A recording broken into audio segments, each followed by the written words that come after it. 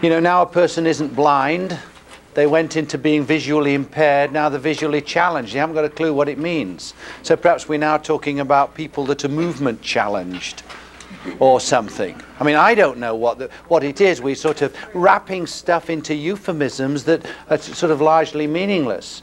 I don't know whether words, you know, that sort of we were struggling with the whole business of instability. This to an orthopedic surgeon means a certain thing. Perhaps we in reports use words like laxity, which doesn't have the same kind of specific connotation. It just means looseness in a joint, not classified by anything. Perhaps, you know, when we talk about the chronicity of a problem, perhaps words such as degeneration is an okay word, because that's not prescribing a kind of a cause to this. But it's an interesting thing that in McNabb's book on backache, that he looks at classifications, and of course he's got his groupings of rather more specific diagnosis of spondylolisthesis and this kind of stuff. But when he comes into movement disorders, he's got two kinds. One is degeneration with root involvement, and the other is degeneration without root involvement. And this is it. That's the generality. And in actual fact, that's perhaps more accurate than trying to ascribe specific terms to give some degree of medical accuracy, when in fact the evidence doesn't back up what you're saying. So I think sometimes when people say, well, physical therapists don't make diagnoses, chiropractors are very good at this kind of thing, you know, we are not entitled to make a differential diagnosis, but certainly our analysis of mechanical dysfunction of the system is as good as anybody else's and better than most. And I think that we've got to sort of try and not cover everything up so we're apologetic and apologists about all this. On the other hand, we do want to get our sort of message across in acceptable words that we can communicate. And it's a really difficult problem. I mean, I was sort of thinking about the point that you made, Anne, about like neurological impairment. That in itself is not all that clear. Does it mean neurological impairment from a point of view of like a single root radiculopathy? Would that be an okay thing to say? Or weakness in a localized or a single root, as opposed to neurological impairment, which could imply all kinds of things, you know, me kind of walking like this, or, you know, rather than just a single root with weakness in the key muscles and loss of a reflex, which might not actually give me a tremendous amount of disability in actual fact. I might be able to get by, more or less.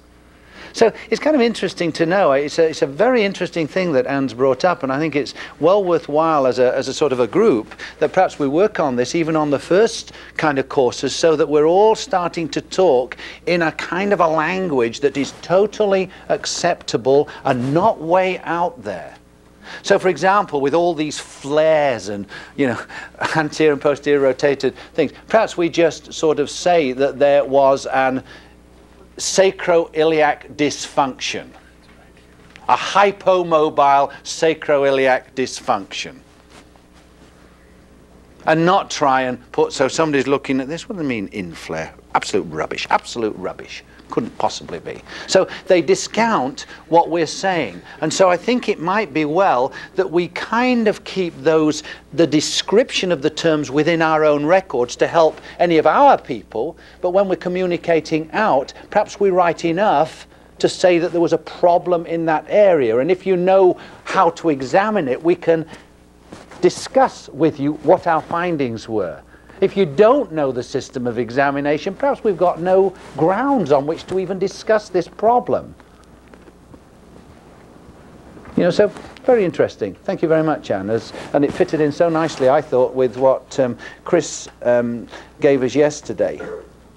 Okay, can we just now... Wow, bang. That's because you didn't put it on, Dave.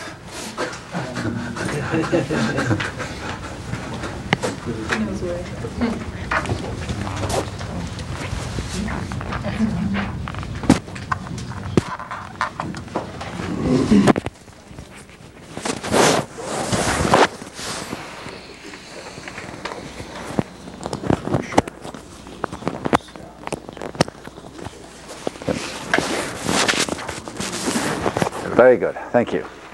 Now, let's just finish off what we've been doing and then try and tie all the stuff around the pelvis up in a reasonably composite little package.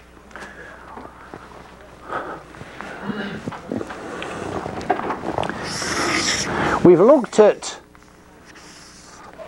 transverse rotation problems of the ilia. That's what would be the posterior and anterior rotated. We saw a kind of a problem through here, which is a clinical speculation really on what happens with medial and lateral movements of the ilia. Now let us have a look at this thing here. Most of you are familiar with these axes, so I'll go fairly quickly, but I know one or two are not totally familiar with this, so we won't go too quick to leave those behind. So let me just point out one or two little things here. First of all, that we have this oblique axis. And the one, if we were looking from the side at the sacrum like this, okay, where we would kind of find the entry point of this axis would be somewhere in the upper part of the auricular surface like that. And where it would emerge would be more or less where the piriformis is of the opposite side. So it's sort of coming out more or less in the above the inferior lateral angle of the other side, and we'll put it more or less where the piriformis muscle is. And I'll try and describe why I think that might be a possibility later. And the one that starts upper left is called the left oblique axis, which is usually abbreviated to LOA or just L. And the one on the other side would be the right oblique axis, coming through here. Same features, but just starting from the right. Now then, when we're walking along, if one ilia is going posterior and the other ilia is going anterior, and we've got the sacrum fastened between them, each side of the sacrum has got to be doing a different thing. One's going to go backwards, the other one's going to go forwards as we move like this, because the sacrum is being forced by this movement of the ilia and the contact of the iliosacral surfaces. So we've got this asymmetrical movement of the ilia going on from one side to another. Now then, let's just create an sacrum, can we, for a second, by just taking a piece of paper like this and fashioning it into a sacrum. So I'd like you to do this, create a sacral base by doing that, and create a inferior lateral angle. You didn't realize that this was going to be a thing of origami, did you? Oh. So there we go. There is a sacrum. Thank you. All right? So we need the base and we need the inferior lateral angles like that. And what I want you to do with your large black pen, which is coming around, is to put a black circle on the base, like I've done there. So just draw a black circle with your pens on there, like that.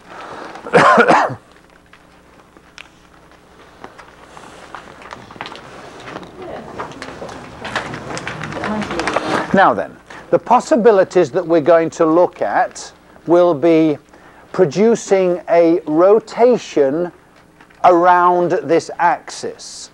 And what the convention is, isn't it, is to always talk about the movement before the axis.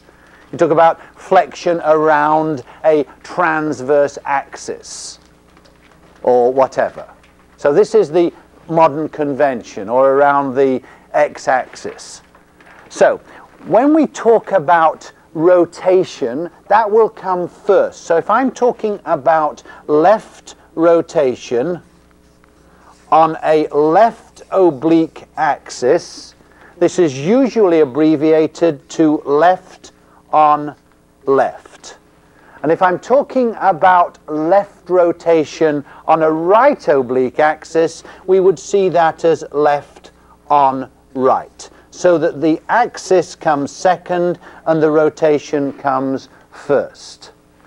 So what I want you to do is this, so that we don't spend a lot of time on this for those that have done it all before, else it'll be boring to them, but it'll be frustrating if we don't spend a bit of time on it for those that are not totally familiar.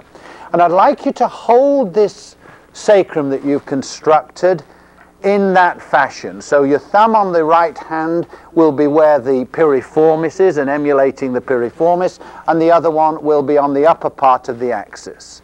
And what I'd like you to do is to stand behind your model here and then just rotate it to the left like that. Okay? Now, what we need to look at is what is happening to the sacral sulcus on both sides, what is happening to the ILA, and also what is happening to the basic position of the sacrum as we do this. So as I rotate it, left rotation on a left oblique axis, okay, what could I say about the sacral sulcus? One has gone deep and the other in effect has like come superficial. So we could talk about the deep one here. So we could say the left one has gone deep. The right one has gone deep. The right oblique, the right sacral sulcus has gone deep. How about the ILA on the opposite side? It's become more superficial. What about the sacral base? What's happened to that? It's gone forwards. It's gone into nutation or flexion. So what we could call this would be, because we've got a rotation and a flexion, which is across kind of two movements, we could call that a torsion. And because this has gone forward, we could call that an example of a forward torsion. And we see that this right side is deep, ILA left is superficial, and what we can find sometimes is that this isn't a totally fixed axis. It's as if there's a little bit of a turning effect that can occur through this piriformis on this side, as if there's a little bit of a pull there, so this becomes more caudal. So it becomes more posterior and a little more caudal. All right, so we've got those things going on. Now then, if we've got the sacral base going forwards, and we're talking about this in terms of almost its primary curve characteristics instead of total spinal movement, what would happen to the lumbar spine if the base of the sacrum goes forwards? It's going to increase the lordosis. And what would happen with somebody who's got an increased lordosis if I tried to do a posterior anterior pressure? Would it be an acceptable thing to do? It'd be springy. It would go okay. The ones that can't tolerate that are the group that are like this, aren't they? They don't like being pushed. But somebody with an increased lordosis, you go on, you can go in that direction, and there's no particular objection to that. Now then, let's keep that in mind, which is the left rotation on a left oblique axis. And now let's have a look at the situation where we're going to hold this with the right oblique axis, and we're still going to do a left rotation. So, put the thing in its rest position like this, slightly forward with our appropriate 60-degree angle at the lumbosacral angle like that. Hold upper right, piriformis on the left like this, and then produce a left rotation of this thing. All right? What happens when we do this left rotation on a right oblique axis? First of all, let's take the right sacral sulcus. What's happened there? The right. Yeah, theoretically, it will be deeper than this. It may be this that's come back, but the comparison between the two will be that this is deeper. How about the ILA? This is more posterior relative to that. So that's exactly the same as with the left on left. Now then, let's have a look at the other thing that we looked at. What's happened with the sacral base? It's extended. It came backwards. And if this comes backwards, what's going to be the effect on the lumbar spine? It's going to flatten it. Okay? Now then, if we look at the various features then of a left on left and a left on right, and we take into consideration a number of things, let's put L5 down, and I'm going to leave that for a minute, and then we'll put the sacral sulcus, we'll put the ILA, we'll do the leg length, we'll do extension of the spine and those things there like that. So this is posterior pressure. What is happening to the lordosis? And we look here at the left on left and here at the left on right. Okay.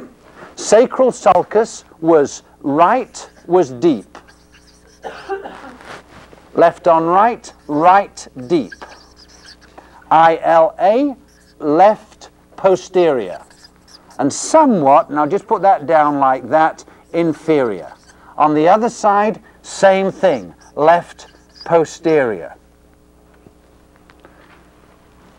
Leg length, I'll leave for a second. Extension, we saw that this was increased. The lordosis increased, and the posterior pressure possible. Whereas when we come to this side, we see that this side would be not possible, and the lordosis would be flattened. Here, extension is all right. If we've already got lordosis, we probably could come back without any difficulty. But if we're in this position, they would not want to extend. Now then, here's a difficulty. In the original work of Mitchell, he felt that in both of these cases, there is a rotation to the right of L5. In both cases. So once again, it's a similar thing. But to have the sacrum going left and L5 going right, and looking at the coronal arrangement of the zygapophyseal joints, certainly if we were in the position where we've got an increased lordosis, which presumably means that the upper facets or the lower facets here of the upper vertebra are fairly well approximated here, would seem to be quite difficult to understand how it could be. I mean, very often in osteopathic lectures and courses I've been on, the kind of clients see this thing climbing up and out of the way. Well, you know, can we think of these things working in these orders with big discs, big vertebra and so on? So what we've come to the conclusion, and Cliff Fowler was the one that kind of led us on here, that probably this is not right. Probably in the left on left, which is not such a dysfunctional thing to have, perhaps the L5 has gone to the left. In this one, because it's a highly dysfunctional state, these are the people that are walking like this with a bit of deviation that we might think about as being discogenic, and I think most of them are, but the features are very, very similar when we look at them. Of course, there'll be an absence of any neurological signs, of course. We're still accepting that there is some right rotation in this case. And indeed, perhaps we can think of a scenario where the L5 and the sacrum is tilted down, so there is some possibility for this to happen because the zygapophyseal planes aren't fully approximated. So when we look at a left on left and a left on right, the big features are going to be the severity of the symptoms. One will be walking a little bit more lordose like this and not so bad. The other one will be walking in a much, much more discogenic-like pattern. When we examine these various features, everything is going to be the same until we look at what has happened to the lumbar spine in terms of its increased ability to extend, it's the acceptability of posterior anterior pressures, and whether there is a lordosis or whether there is a reduced lordosis. So finding this group here is kind of grossly indicative of a torsion lesion, because things are happening different on both sides, whereas finding the grossly suggestive thing of a torsion lesion, then the differential analysis is going to depend upon this little bit here as to what we do for a correction. So it's identical until we look at the effect on the lumbar spine. Now, because of the business of this, Cliff Fowler kind of coined a different terminology, and I wish he'd kind of done a different terminology than he did. He sort of chose this one, he was calling it a type 1 sacral torsion, and this a type 2. But unfortunately, type 1s and 2s fall into the category of description within the lumbar spine as well of the muscle energy. It might have been better to have called it type A and type B, so it had no relationship with the first and second classification within the lumbar spine. But he was trying to signify that this one was much less serious than this one. This one is highly dysfunctional. This one is a dysfunction which is nice to treat. The leg length on the side, just for completeness sake here, will be shorter on both sides. So everything is the same, other than what is happening here. Now, are there any questions on that? I've gone over it fairly quickly, but you guys are pretty good. The left leg. Yes, left leg.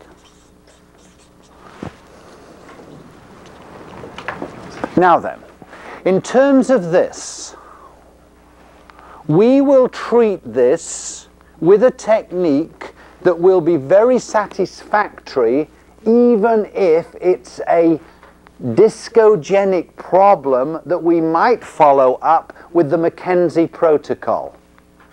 Whereas the original stuff that was done on these, I think, was somewhat questionable, because there was a bit of a turn, some isometric activity, and Cliff has worked out a system which is good even if it is discogenic. And indeed, with a slight modification, for those that I know are discogenic, I still use this in standing. I don't sort of lay patients down sometimes on the first day at all, so you can get them in and out of the clinic reasonably easily.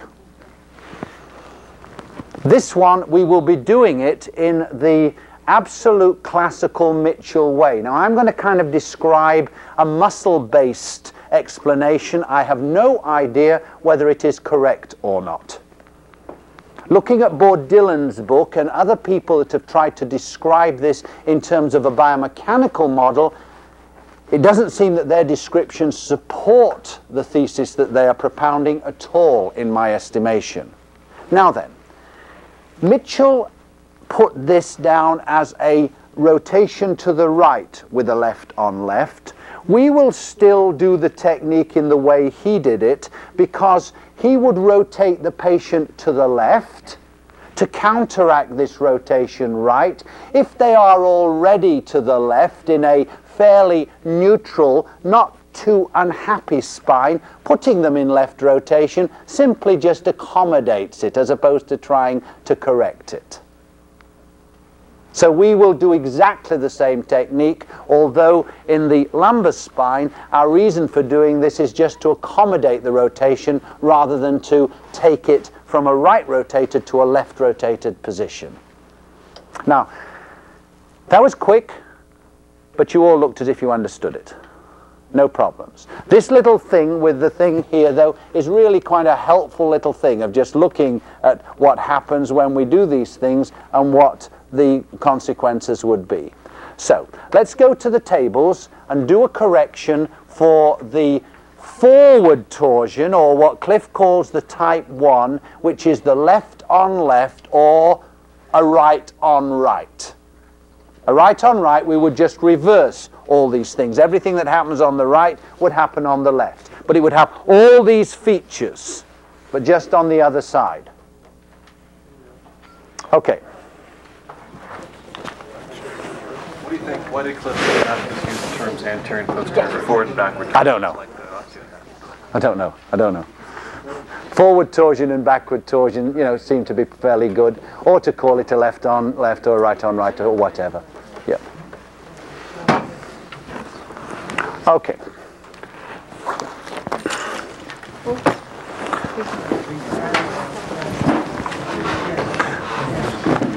Perhaps if you got a biomechanical explanation, Brian, on the correction of this, I'd be really happy to hear it, because I found it really difficult to understand what they're talking about.